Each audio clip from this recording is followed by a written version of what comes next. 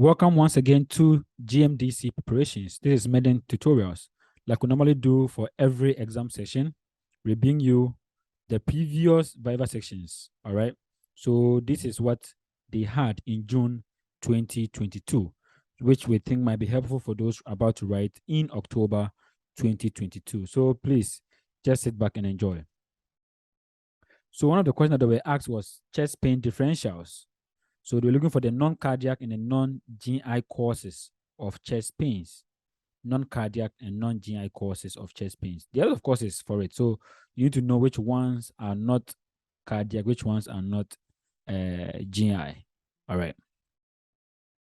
Then the WHO criteria for diabetes, WHO criteria for diabetes. Then how to treat MI, myocardial infarction. Differentials for fever and its investigations. And normally in this kind of question, they will ask you to, depending on the differential that you mentioned or the cause that you mentioned, they might ask for a follow-up on it. So you need to be sure of what you are mentioning.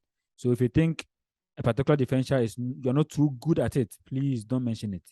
Because if you do, they'll ask for a follow-up. So be careful on that. Then cerebral meningitis, the signs and the symptoms. And again, you should be able to know how to actually make a diagnosis of meningitis and the different types of meningitis that you can probably think about. Then indications and contraindications for lumbar puncture. Indications and the contraindications for lumbar puncture. All right. So malaria. I always tell people that if you're in Ghana and you cannot treat malaria or you don't have any good information on malaria, then you are just not ready for work, or you're not ready to be a doctor in Ghana. So basically, you need to know how to make a diagnosis on malaria and what are the thin and the thick blood film normally used for.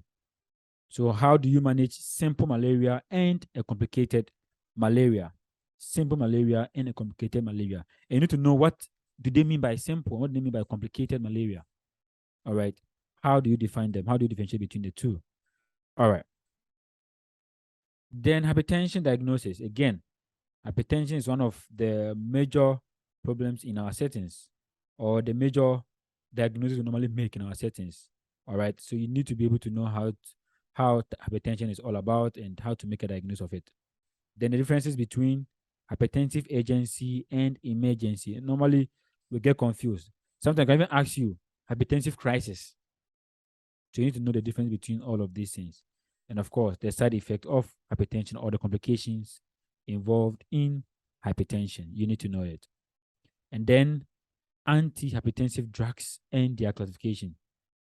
You need to know how to group them.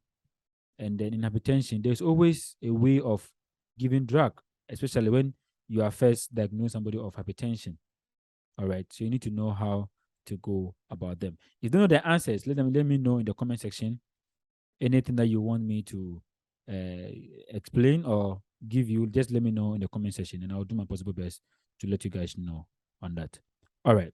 So basically, that is the end of it. I'm yet to upload the rest, so stay tuned and then subscribe and share. All right. So that we can reach out to more people.